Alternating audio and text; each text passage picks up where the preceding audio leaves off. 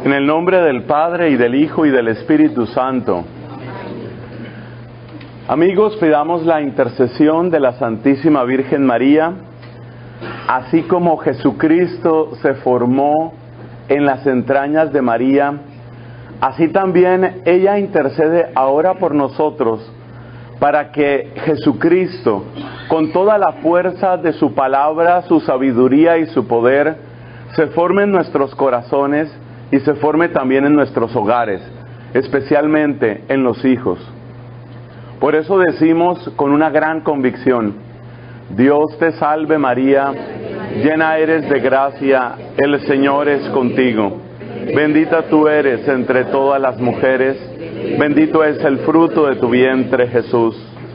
Santa María, Madre de Dios, ruega por nosotros pecadores, ahora y en la hora de nuestra muerte. Amén. En el nombre del Padre, y del Hijo, y del Espíritu Santo. Amén. Por favor, tomen asiento. Queridos amigos, me dirijo ahora a un grupo de padres de familia que van a recibir una bendición muy especial. Los hijos de ustedes van a recibir la Sagrada Comunión, van a recibir la Eucaristía por primera vez. Y yo quisiera empezar con una pregunta muy sencilla. ¿Qué significa ese acontecimiento de la vida de tu hijo? ¿Qué significa para ti? ¿Es algo que queda simplemente como una foto en el álbum de la familia? ¿Es algo que queda como un recuerdo tal vez lejano de aquí a unos años? ¿Qué significa que tu hijo, que tu hija reciba por primera vez la Sagrada Comunión? Esa pregunta es la que gobierna, es la que dirige nuestra reflexión en este día. ¿Qué significa que tu hijo reciba la Sagrada Comunión? Y por supuesto, esa pregunta nos invita a otra pregunta. Supongo que la gran mayoría de ustedes, quizás todos ustedes, han hecho hace muchos años su primera comunión. Y tal vez esta es una buena ocasión para preguntarnos ¿qué dejó eso en nuestra vida? Ese hecho, ese día, ¿qué dejó en nosotros? En algunas personas, como por ejemplo es mi caso, eso sucedió hace bastante tiempo. Yo recibí por primera vez la Eucaristía el 7 de octubre de 1972. O sea que ya hace un buen tiempo. Si Dios permite, en unos pocos meses habré cumplido 44 años de haber comulgado por primera vez. Y yo tengo recuerdos de ese día. Tengo recuerdos de la fiesta que se hizo, tengo recuerdos de los regalos que recibí, pero también tengo otros recuerdos que no son tan bonitos, o por lo menos con lo que sé ahora, pienso que mi primera comunión hubiera podido ser algo bastante diferente. Quizás yo mismo no estaba preparado de la mejor manera para ese acontecimiento. Y por eso, yo creo que todo papá debe pensar que las cosas para los hijos sean mejores que lo que uno tuvo cuando era pequeño, cuando uno era niño. Si por ejemplo de niño sufriste mucha violencia, había mucha agresividad que a veces pasa, pues tú no vas a querer que tu hijo tenga la misma experiencia. Si hubo quizás mucho desorden, mucha incertidumbre, mucha confusión en tu adolescencia, tú quisieras que tu hijo, que tu hija tuviera un camino mucho más tranquilo, mucho más iluminado. Por esa razón, esas dos preguntas nos van a guiar hoy. La primera pregunta, te repito, es ¿qué significa para ti? ¿Qué significa para ti que tu hijo vaya a comulgar? Y segundo, ¿qué recuerdos tienes de tu propia comunión y qué crees que se debería mejorar? Esas dos preguntas nos invitan entonces a descubrir que la llegada de Cristo Eucaristía a la vida de tu niño o de tu niña no es solamente un acontecimiento para un día, es el comienzo de un camino. Por eso, yo tengo la idea de que no deberíamos hablar de la primera comunión, sino deberíamos hablar de empezar a comulgar. Imagínate cómo cambian las cosas si hablamos así. Si decimos, no simplemente, bueno, mi hijo hizo la primera comunión, porque la primera comunión se hace solamente un día, y ese día va quedando sepultado en el pasado. Ya te dije que en mi caso son 44 años.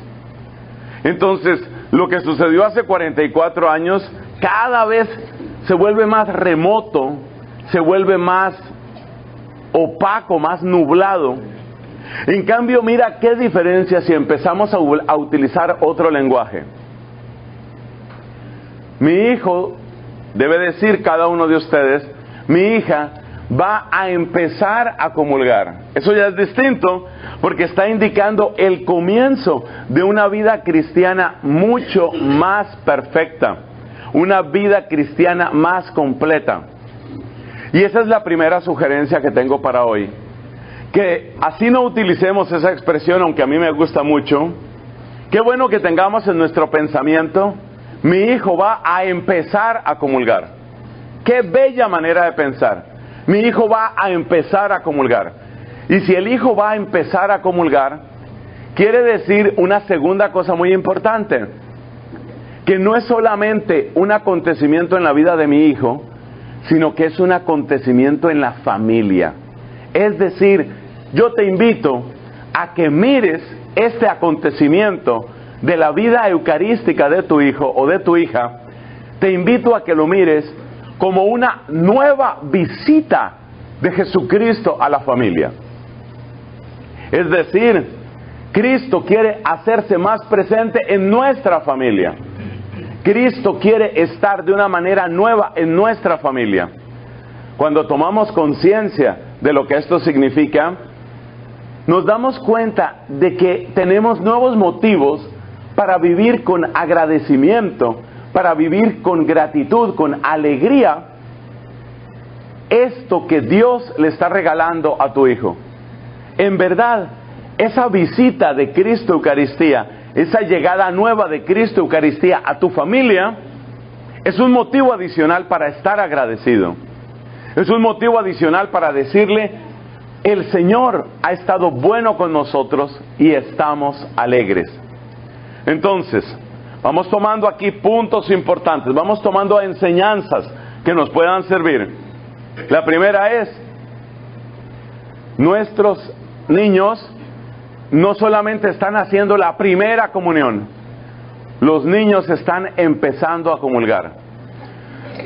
Y por supuesto, si están empezando a comulgar, quiere decir que Cristo abre una etapa nueva en la vida de ese niño. Y quiere decir que Cristo quiere estar presente ahí. No es una foto que se queda en el pasado. Quiero insistir en esto. Es, podríamos decir, una profundización en la alianza entre Cristo y ese niño. Eso fue lo primero que dijimos. Y lo segundo, no es solo algo en la vida del niño. Es una visita nueva de Cristo, esta vez, en su magnífica, en su maravillosa presencia eucarística. Es una nueva presencia de Cristo en tu familia. A partir de ahí, demos un paso más. ¿Qué quiere decir que el niño empieza a comulgar? ¿Qué queremos decir con esto? Quiere decir que hay un compromiso muy especial de vivir en la gracia de Dios. Llevar una vida eucarística, es decir, recibir de manera habitual la Sagrada Eucaristía, trae para nosotros los católicos, si tomamos en serio nuestra fe, trae un compromiso. Yo no voy a comulgar de cualquier manera. Eso quiere decir que la vida eucarística que empieza tu niño dentro de unos pocos días, esa vida eucarística que va a tener dentro de unos pocos días o semanas, implica un cambio en la vida de ese niño.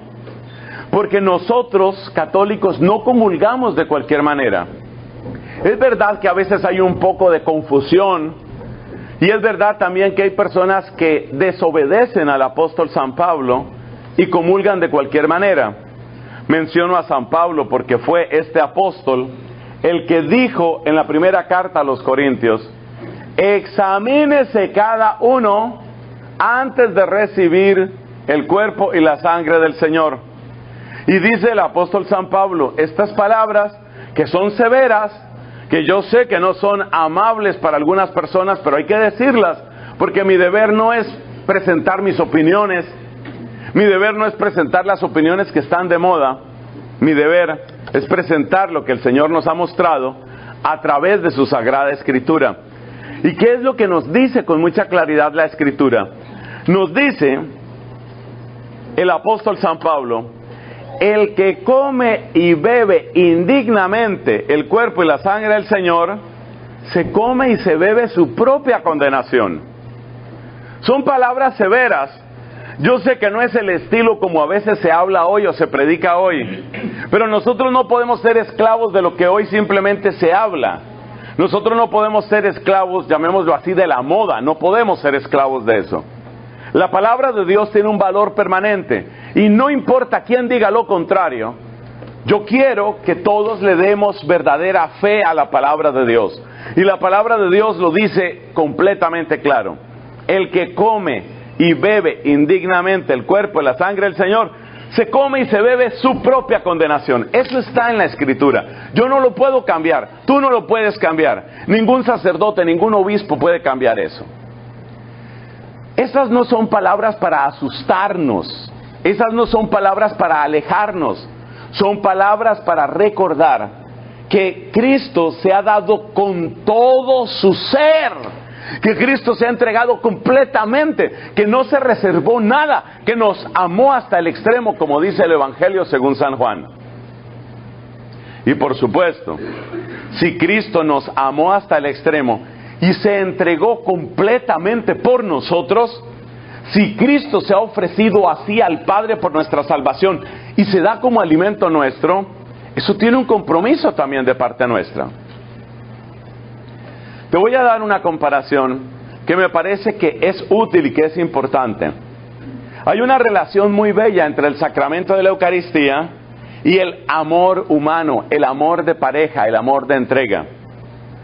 Cuando en una pareja hay verdadero amor, cuando esa pareja ha recibido la bendición de Dios en el sacramento del matrimonio, no solamente es bello, sino que incluso es fuente de santificación la unión de amor que se da entre el hombre y la mujer. Es fuente de santificación. De manera que la unión, la entrega que hay entre el esposo y la esposa, también cuando tienen su intimidad, si ese matrimonio está bendecido por el sacramento, es ocasión de crecimiento en la santidad. Entonces, cuando se entregan mutuamente en la intimidad del hombre y la mujer, cada uno le está dando su cuerpo al otro. Así lo dice el apóstol San Pablo, que en tantas cosas nos enseña. Dice San Pablo que el cuerpo del hombre ya no es del hombre, es de la esposa, porque están casados. El cuerpo de la esposa ya no es de ella, es de él. Eso es lo que significa el santo matrimonio. Y ahora yo te hago una pregunta. Estoy seguro que tú tienes toda una serie de condiciones para entregarte a esa persona. Si esa persona es tu esposo, tú te entregas a tu esposo, tú no te entregas a cualquiera, porque tú no eres una mujer cualquiera. Entonces, así como tú, para entregarte a tu esposo o para entregarte a tu esposa, así como tú tienes una verdadera conciencia de lo que eso significa y no te vas a dar a cualquiera, porque estás dando todo de ti, de un modo todavía más sublime, de un modo todavía más profundo y bello, Jesucristo se entrega a nosotros en la Eucaristía. Y Él entonces quiere encontrar en nosotros un corazón que sea fiel a Él. Tú te sentirías muy mal de entregarte a un hombre que te es infiel. Tú te sentirías muy mal, hermano mío, de entregarte a una mujer que tú supieras que es infiel contigo. Te sentirías muy mal, ¿no es verdad? Pues la Biblia nos dice que el pecado es adulterio, que toda forma de pecado es como una forma de adulterio, porque Dios en su fidelidad ha querido como casarse con nosotros, ha querido unirse a nosotros. Entonces, para recibir la Sagrada Comunión, nosotros debemos tener esa conciencia. Es muy parecido a lo que sucede en el caso del matrimonio. Y como es muy parecido a lo del matrimonio, quiere decir que también aquí importa muchísimo el tema de la fidelidad. Esa es la razón por la que el apóstol San Pablo dice que no debemos comulgar de cualquier manera. ¿Por qué? No debemos comulgar de cualquier manera porque el que se está entregando es Cristo. Y Cristo se está dando completamente. Y Cristo se está dando con todo su amor. Y Cristo quiere encontrar en nosotros también una respuesta de fidelidad y de amor. Por supuesto, vaya que ser absolutamente perfectos, sin ninguna falla, sin el menor defecto, va a estar muy difícil. Muy difícil. Esa parte no va a ser fácil. Pero entonces la iglesia nos enseña algo importante. Nos dice, está bien, tenemos imperfecciones. Esas imperfecciones, esas fallas que tenemos, a veces no son tan graves. Entonces se llaman pecados veniales. Por ejemplo, si una persona habitualmente omite en la mañana, en el comienzo de su jornada, nunca ora, nunca hace oración, porque siempre está corriendo, porque siempre tiene muchas cosas, porque siempre está muy ocupado, eso no es bueno. Eso no es bueno. Todo cristiano debería tener, aunque sea un instante, pero verdaderamente profundo, de gratitud a Dios porque ha empezado el día. Pero ese tipo de pecado, aunque eso es pecado, es decir, es una falla, pues a ver, no es lo peor del mundo. Podríamos decir que corresponde a un pecado venial. Ese es un pecado venial. Quizás alguna vez llegamos tarde al trabajo y muchos de nosotros hemos caído en esto, que cuando uno llega tarde y le pregunta, bueno, ¿qué le pasó, Sánchez? Y entonces Sánchez dice, había un accidente en la carretera y entonces llegué tarde. Es decir, es una mentira por quedar bien. Algunas veces hablamos de mentiras blancas o mentiras piadosas. No me gusta la expresión, pero es una mentira. No es el peor pecado del mundo, pero es un pecado. Entonces, la iglesia no es un juez implacable que a toda costa quiere condenarte. La iglesia entiende que muchos de nosotros tenemos esos que se llaman pecados veniales. Esas imperfecciones. A veces cosas buenas que uno hubiera podido hacer. En los lugares donde hay transporte público, hay algunos asientos que están reservados para las personas que tienen limitaciones físicas. Y entonces, ¿qué pasa si yo me siento en uno de esos lugares y llega una persona que necesita verdaderamente ese asiento y entonces yo simulo que de verdad estoy mal y no me puedo parar solamente porque quiero mi comodidad? No ha sobrado bien. Eso no se debe hacer, pero tampoco es el peor pecado del mundo. Entonces hay pecados veniales y nos enseña la iglesia que si lo que nosotros tenemos en nuestra conciencia son pecados veniales, como estos ejemplos sencillos que he dado, bueno, pues para eso al comienzo de la misa hay un momento de arrepentimiento y por eso hay también muchas obras que en cierto sentido, y es verdad, borran esos pecados. De los pecados veniales no debemos vivir obsesionados, aunque siempre hay que pedirle perdón a Dios y siempre hay que buscar cómo crecemos en su amor. Pero hay otros pecados que son mucho más serios, mucho más serios. Esos pecados son los que el catecismo llama pecados mortales. Y esos pecados mortales realmente suponen que yo le estoy diciendo a Dios, no te metas en mi vida. Por ejemplo, si yo digo, bueno, pues últimamente me han salido muchas cosas mal. Entonces me dicen que hay un psíquico por aquí que lee la suerte. Entonces yo voy a ir allá a que me lean las cartas, a que me digan qué es lo que está pasando conmigo. Oye, pero ¿qué estás haciendo? El futuro de tu vida No puede depender de lo que digan unas cartas, ni lo que diga, qué sé yo, la taza de té o las líneas de tu mano. Tu futuro no puede depender de eso. Entonces, consultar horóscopos, apartarse de la fe, buscar brujos, invocar muertos, ese tipo de faltas son realmente graves. Puede haber atenuantes, en todo puede haber atenuantes, estamos de acuerdo, en todo puede haber atenuantes. Pero hay cosas que son graves. Si tú estás consultando brujos, eso es grave. Si tú eres un hombre casado y le has sido infiel a tu esposo, a tu esposa, si tú has fallado en tu matrimonio de esa manera grave, y luego tú te apareces el domingo y aquí vengo yo a comulgar, cuerpo de Cristo, amén. Oye, ¿qué estás haciendo? Tú no sabes que en tu matrimonio, el día que ustedes se casaron, Cristo también adquirió un compromiso con ustedes y Cristo quiere estar presente en su matrimonio bendiciéndolos, santificándolos. Cristo quiere bendecir y santificar tu cuerpo, el cuerpo de tu esposa. Tú no eres simplemente un juguete de placer, ni tu vida sexual puede ser simplemente entretenerse en esas cosas. Entonces, si una persona está en adulterio, si una persona ha cometido un adulterio, no puede llegar simplemente ahí a comulgar y sacar la lengua y ya cuerpo de Cristo y aquí no ha pasado nada. Eso sería como burlarse de Cristo. Y ahí es donde la iglesia dice, así no es, así no es. Primero haz un camino de arrepentimiento, haz un camino de conversión. Y lo mismo hay que decir de muchos otros pecados. No debemos pensar que los únicos problemas son los problemas de sexo. Muchos otros pecados.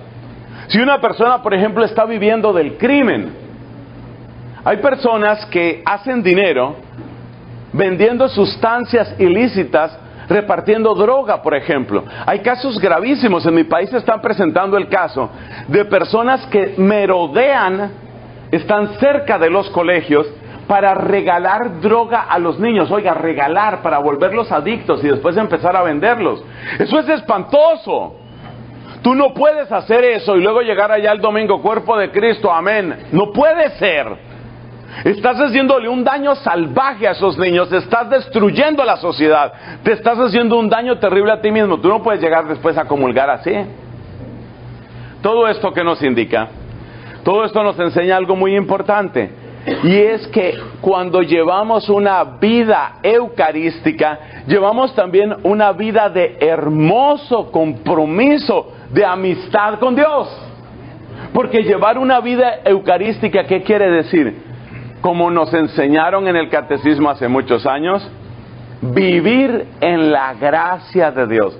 Y vivir en la gracia de Dios es vivir en amistad con Él. Es verdad que uno puede fallar, ya repito, en pequeñas cosas, y esos son los pecados veniales, y no nos vamos a volver aquí locos, escrupulosos con los pecados veniales. No se trata de eso. Pero tampoco se trata de llevar una vida cínica, una vida descarada, haciendo cualquier porquería y luego llegando a comulgar. ¿Esto qué significa? Que tanto para esos niños como para nosotros los adultos tenemos un compromiso nuevo. Y ese compromiso nuevo es que vamos a llevar una vida eucarística. De verdad que la llegada de Cristo, Eucaristía, a la vida de tu hijo es una ocasión magnífica para que toda la familia suba su estándar de vida cristiana, para que ahora empieces a vivir de otra manera, para que ahora vivas de un modo mucho más pleno. De eso es de lo que se trata, que puedas vivir de un modo mucho más pleno. Y esa plenitud a la que tú vas a llegar, esa plenitud a la que va a llegar tu familia, significa una mejora sustancial que va a suceder ¿cuándo? Va a suceder a partir de la primera comunión de estos niños. Esa es la maravillosa noticia. Eso es lo que nosotros queremos. Que cada uno de ustedes tome conciencia que esto no es simplemente un asunto que le pasa al niño, como quien dice, bueno, vamos a celebrar el cumpleaños. El cumpleaños el año pasado lo celebramos en el parque. Este año vamos a celebrarlo en un restaurante que tiene unas fiestas muy bonitas para niños. El año entrante nos vamos a ir de un paseo. No es un cumpleaños más. Esto no es un cumpleaños más. Esto no es una fiesta más. Es una entrada particularmente amorosa y bendita de Jesucristo a la vida de tu familia. Y por eso corresponde a los papás, especialmente a los papás, corresponde cuidar esa luz nueva que llega a la vida de tu niño, que llega a la vida de tu hijo. Cuidarla. Hay una ceremonia muy bonita, una parte muy bonita del ritual del bautismo. Ustedes recuerdan cómo son los bautismos y recuerdan cómo se suele utilizar un cirio encendido. Quizás ustedes han participado de esas ceremonias, pero tal vez algunos no recuerdan algo muy bonito que tiene esa ceremonia. Cuando se entrega ese cirio encendido a los papás, se les dice, a los papás y a los padrinos, se les dice: padres y padrinos, reciban la luz de Cristo. Sus hijos han recibido la luz de Cristo y se les dice: cuiden esa luz. Y también los niños, cuando se bautizan, llevan un vestidito blanco y también se les dice a los papás y a los padrinos: cuiden ese vestido para que ese niño se pueda presentar sin mancha ante Cristo al final de su vida. Eso es lo mismo que tenemos que aplicar en el caso de la Eucaristía. El niño va a recibir a Jesucristo, empieza una vida eucarística, es llamado a vivir en amistad, en verdadera amistad, en la gracia de Dios, verdaderamente en obediencia de amor a Cristo. A eso está llamado el niño. Y ese niño que está llamado a vivir así, entonces necesita ser ayudado en ese camino. Eso quiere decir, óyeme lo que te voy a contar, que tal vez te puede sonar un poco extraño. Los primeros directores espirituales de los niños han de ser los papás. Es decir, ser papá no es simplemente engendrar hijos, dar para el mercado, cuidar que tengan la ropa que necesitan, llevarlos al médico si se enferman.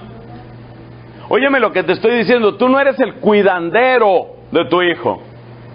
Tú eres el que lo cuida, claro, eres el que lo alimenta, pero detrás de eso hay un amor, y ese amor hace que tú seas también el formador de él. ¿Qué quiere decir formador? Quiere decir que a ti te interesa todo lo que pertenece a la vida de ese niño. Así, por ejemplo, si tu niño es un buen estudiante, le va muy bien en el colegio, saca muy buenas calificaciones y todo esto, y en esa parte está excelente, pero tú notas que el niño cuando camina tiene como una pequeña cojera, tú te inquietas: oye, ¿tú por qué caminas así? Ah, es que me salió una cosa en el pie, papá. Ven, vamos a ver qué es eso. ¿Qué quiere decir? Que a ti no te preocupa solamente las notas del colegio, a ti te preocupa cómo está la salud del niño. Y si está cojeando, pues está mal. Y si el niño está durmiendo mal, pues a ti te preocupa, y así sucesivamente. Pues así como te preocupa la salud de su cuerpo, de un modo especial es necesario que te preocupe la salud de su mente y de su alma de ahora en adelante, todavía más que antes. Porque ahora este niño tiene una alianza particular de amor con Cristo en la Eucaristía. Y eso significa que el mundo que rodea al niño, la música que oye, las películas que ve, los libros que lee, los amigos con los que anda, te tienen que interesar muchísimo a ti, no solamente porque es tu hijo y tú lo amas, sino porque Cristo tiene una presencia nueva en ese niño. Es decir, hay que cuidar que esa luz que se ha encendido, esa luz eucarística que se ha encendido en ese niño, no se vaya a apagar. Eso hay que cuidarlo. Hay que cuidar esa luz. Entonces vamos a estar más atentos. De ahora en adelante vamos a estar más atentos. Muchos papás no saben qué películas están viendo sus niños. No saben. Para muchos papás, y yo los entiendo, porque por ejemplo en este país hay muchos papás y muchas mamás, ay Dios, tienen que trabajar muchísimo, pero muchísimo. Son muchas horas de trabajo, a veces tienen 2 o 3 trabajos. O sea, yo entiendo, no es fácil. Y muchas veces nos sentimos agotados, somos conductores, estamos pegando ladrillo, estamos trabajando en carreteras, estamos recogiendo cosecha, lo que sea. Hay tantos trabajos que son agotadores. Y tú llegas por la noche y tú lo único que quieres es una buena comida, descansar, tal vez ver un programa de televisión y por favor dormir. Eso es lo que necesito porque mañana empieza otra vez temprano el día. Yo entiendo que muchas personas sienten eso, pero te pido que tengas en cuenta un detalle, y es que así como tú te esfuerzas tanto para reunir esos dólares que sirven para la alimentación o para la salud o para la ropa de tu hijo, así como tú te esfuerzas tanto por su cuerpo, no puedes descuidar su corazón, no puedes descuidar su mente ni su alma. Hay muchas cosas que están hoy amenazando la mente y el corazón de los niños. En la época en la que yo era niño, una gran parte de las caricaturas, los cartoons, los dibujos animados, el nombre que se le dé a esos programas, digamos que tenían un mensaje muy sencillo. Siempre había un personaje que era el malo y luego había otro que era el bueno. Yo me acuerdo de ese tipo de programas que veíamos muchos años atrás. Estoy hablando de hace 40 años. Y entonces en esas caricaturas siempre aparecía la lucha entre los malos y los buenos. Y en esa pelea pues había, por supuesto, momentos en que parecía que iba a ganar el malo, momentos en que avanzaba otro poco los buenos. Era un mensaje muy sencillo, pero el mensaje siempre era, aunque sea difícil, vale la pena ser bueno y el bien al final triunfa. Ese era siempre el mensaje. Siempre el mensaje en los dibujos animados en mi época era ese. Es difícil hacer las cosas bien, pero vale la pena ser bueno y el bien al final triunfa. No importa qué programa tú vieras, programas de acción, programas de detectives, dibujos animados, el mensaje siempre era ese. No es fácil ser bueno, pero al final el bien vence. Ese era el mensaje. Hoy hay muchos programas de televisión, por darte solamente un ejemplo. Hoy hay muchos programas de televisión que tienen un mensaje totalmente distinto. Hay muchos dibujos animados que tienen un mensaje totalmente distinto. Yo les invito a ustedes, papás y mamás, les invito a que un día, sin hacer mucho ruido y sin hacer escándalo, siéntense cerca de la televisión cuando sus niños estén viendo uno de esos programas. Y ustedes ya como personas adultas, miren qué es lo que está apareciendo ahí. Miren qué es lo que sale ahí. Y ustedes luego van a estar de acuerdo conmigo. No todos los programas que se presentan como programas infantiles son útiles para los niños. En algunos de esos programas lo único que aparece es la crueldad como diversión. En otros programas lo que aparece es el más orgulloso y el más violento es el que termina ganando siempre. Ese es el mensaje que están mandándole a los niños. En otros programas, en cambio, el mensaje que se envía es incluso, podríamos decir, perverso para los valores que tú tienes. Y esto es importante que los papás lo tengan claro. Es importante que los papás tengan claro cuáles son los programas y cuáles son los mensajes que están recibiendo esos niños. Porque muchos papás no lo saben. Simplemente no lo saben. ¿Qué es lo que está recibiendo tu hijo? Yo te digo una cosa, si tú fueras por el supermercado, vamos a suponer que tú entras a un supermercado, vas con tu hijo y los niños son inquietos. Y en algún momento tú diste una vuelta y el niño se ha perdido. Bueno, no es tampoco tan grave, ya habrá manera de encontrarlo, no nos vamos a entrar pues aquí en histeria y desesperación. Tú empiezas a buscar dónde está tu niño, pasan 15 minutos, ya empiezas a preocuparte porque no aparece. A los 15 minutos ves que el niño está sentado con un hombre extraño, está hablando por allá sentado en una banca y este hombre le está diciendo y diciendo cosas a tu hijo. Te hago una pregunta, ¿ese cuadro, esa imagen te deja tranquilo a ti? No. Claro que no, claro que no. Yo no quiero que una persona extraña le esté diciendo quién sabe qué a mi hijo o a mi hija. Cuidado con eso. Ahora yo te hago una pregunta. Si a ti no te gusta que un extraño en la calle agarre a tu niño y empiece a enseñarle cosas que tú no sabes cuáles son, ¿por qué si te quedas tranquilo cuando la televisión, tarde tras tarde, día tras día, les está enseñando cosas que tú no sabes cuáles son? ¿Ahora me entiendes? ¿Ahora entiendes por qué es importante el tema de la televisión? Porque la televisión es la gran compañía para muchos de estos niños. Y a veces incluso los canales que son calificados como canales infantiles les están enviando unos mensajes que no son los que tú tienes. Hay que tener un gran respeto por todas las personas humanas. Y yo jamás he predicado, y aquí tampoco estoy predicando odio hacia nadie, eso jamás. Pero tienes que preguntarte cuáles son los mensajes que se están transmitiendo. Por ejemplo, a ti te da exactamente lo mismo el matrimonio entre hombre y mujer, que el matrimonio entre dos hombres, el matrimonio entre dos mujeres. Es posible que algunos de ustedes tengan esas convicciones. Repito, yo respeto a todo ser humano. Y hay que tener respeto hacia todo ser humano. Y jamás estoy predicando desprecio hacia esas personas.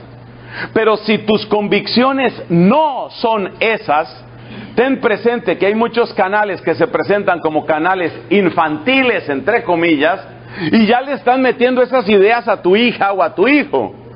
Y yo te hago una pregunta, ¿de verdad eso es lo que tú quieres? Yo sé lo que quieren esos canales de televisión, pero yo te estoy preguntando a ti, ¿eso es lo que tú quieres que tu hijo vea?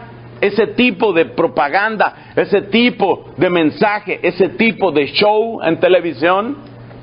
Eso hay que preguntárselo, porque este es un país donde hay muchísimas opciones y casi no depende de que sea este país. Cada vez más todos los países están así. Si te vas a otros países o tú recuerdas de dónde vienes o escuchas noticias de dónde vienes, vamos, las cosas están prácticamente iguales en todas partes. Eso no es porque sea Estados Unidos, sea Canadá, Colombia, Bolivia, Argentina o España. Es más o menos lo mismo. Entonces los papás deben tener cuidado con eso y deben preguntarse, ¿yo cómo voy a cuidar la vida eucarística de mi hijo? Que es también cuidar mi propia vida. Mucho más cuidado parece que hay que tener con un fenómeno comunicativo universal que se llama Internet. Yo no sabía lo que podía hacer Internet en la vida de una niña hasta que me llegó un caso sumamente dramático. Resulta que había un problema muy serio de anorexia. ¿Sabes lo que es anorexia? Por supuesto. Son las personas que renuncian a alimentarse porque tienen una especie de obsesión de que siempre están muy gordos, muy gordos, muy gordos. Y entonces empiezan a desnutrirse y en casos graves llegan a un estado esquelético y pueden morir, y algunos mueren. Eso se llama anorexia. Un fenómeno psicológico parecido a la anorexia es la bulimia. La bulimia es un trastorno de la alimentación de las personas que hace que la persona prácticamente no pueda recibir alimentos, no porque no pueda comerlos, sino porque prácticamente todo lo que come lo devuelve. Bueno, pues esta niña era una niña que en esa época podía tener unos 13 años, estaba sumamente desnutrida. De verdad que daba pesar verla. Era prácticamente un esqueletico, me perdonan que hable así. Y presentaba ya problemas en su desarrollo neuronal. Imagínate una niña de 13 años que ya empezaba a tener unos temblores en el brazo. ¿Y sabes por qué eran esos temblores? Porque tenía unas deficiencias vitamínicas espantosas. Su sistema nervioso ya estaba alterado porque estaba terriblemente malnutrida. Pero no era que el papá no trabajara duro. El papá trabajaba durísimo, como cualquiera de ustedes, señores, que estoy seguro que trabajan muy fuerte, trabajan muy duro para que sus hijos tengan lo que tienen. Pues los papás trabajaban muchísimo y sin embargo, esta niña terriblemente desnutrida. Cuando empiezan a averiguar los papás, un día descubren algo que jamás se habían imaginado. Resulta que en la casa, desde hacía mucho tiempo, había servicio abierto de Internet, como en muchas casas, y resulta que la niña supuestamente estaba haciendo muchas tareas en el computador, Y la niña pasaba horas y horas pegada a internet. No sabemos en qué momento de la vida alguna compañera de colegio o algún chat o algún Facebook o yo no sé qué la condujo a una página que era una especie de club de anoréxicos. Y en esa página web, estas son cosas que existen en internet y muchos papás no lo saben. En esa página de internet había una cantidad de recomendaciones que solo se pueden calificar de diabólicas, recomendaciones como estas: aprende a comer delante de tus papás y luego a vomitar a escondidas. Entonces esa era una de las estrategias que hacía esta niña. Cuando llegaba el momento del almuerzo, cuando llegaba el momento de la comida, ella comía un poquito y luego, me siento como mal, iba y se hacía vomitar en el baño de la casa hasta que sacaba todo lo que había comido, para que no le alimentara. Es una cosa loca, es una cosa diabólica, podríamos decir. ¿Y dónde aprendió eso? En ese club de anoréxicos en internet. Y los papás felices porque la niña es una buena estudiante y la niña no pone problema y la niña siempre está sentadita haciendo sus tareas. Sí, haciendo sus tareas. Por ejemplo, la tarea de suicidarse, porque eso era lo que estaba haciendo esa niña. Entonces, ¿esto qué quiere decir? Que yo sé que vivimos unos tiempos muy difíciles. Yo sé que muchos de ustedes empiezan su día muy temprano, terminan su día muy tarde. Ustedes trabajan demasiado, pero ustedes tienen que preguntarse, queridos papás, queridas mamás, ustedes tienen que preguntarse, ¿para qué trabajan? ¿Para qué trabajan? Y esa pregunta inevitablemente nos lleva a la pregunta: ¿de qué sirve reunir tanto dinero? Y me perdonan porque lo que voy a decir es horriblemente cruel. Perdónenme, pero tengo que decirlo. ¿Todo ese dinero es para qué? ¿Para el funeral de tu hija anoréxica? Tienes que preguntártelo. ¿Para qué estás trabajando? Entonces tú no puedes dedicarte únicamente a hacer dinero. Yo sé que el dinero es necesario. Yo sé que mejorar el nivel de vida es necesario. Yo sé que hay muchas cosas que son necesarias. Pero dentro de todo lo que es necesario, de por Dios, no te olvides del corazón de tu hijo, del corazón de tu hija. ¿Con quién habla? ¿Con quién chatea? Yo no sé si ustedes saben que ya en este momento de la humanidad, más de la mitad, óyeme, más de la mitad de los abusos de niños, abusos sexuales de niños y de niñas, han empezado a través de un chat, a través de una red social. Más de la mitad han empezado así. Lamentablemente hay personas que se vuelven expertas en cómo abrir diálogo y mantener diálogo con niños o con niñas, y las consecuencias son desastrosas. Además, no se te olvide una cosa, y es que en internet tú nunca sabes en realidad con quién estás hablando. Muchos de estos que chatean con niños o chatean con niñas, conocemos el verbo chatear, por supuesto, todos, ¿no? La conversación electrónica. Eso que uno escribe, el otro responde, etcétera, ¿no? Muchos de los que chatean con niños o con niñas no empiezan presentándose como adultos. Y como muchas de estas niñas, sobre todo voy a hablar del caso de las niñas, son muy vanidosas, entonces muchas de estas niñas tienen como una especie de puerta abierta para recibir todo tipo de elogios. Y entonces llegan los elogios y le dice, ¿cómo estás de preciosa? ¿Qué foto tan linda tienes? Me parece muy cool. Y empiezan a utilizar lenguaje de adolescentes. Estás muy cool. Y no sé cuántas cosas. Y cuando ya empieza la conversación, resulta que era un perfil falso. Es un tipo que tiene 35, 40 años de edad, pero en su presentación, en su Facebook, en su lo que sea, se presenta como si tuviera 17 o 16, y yo estudio en la secundaria de no sé dónde. ¿Cuál secundaria? Ya ese tipo salió 3 veces de la cárcel. Entonces, ¿esto qué quiere decir? Que mira, con ocasión de la vida eucarística que recibe tu hijo, que recibe tu hija, yo de todo mi ser te pido, cuiden esos tesoros que son sus hijos.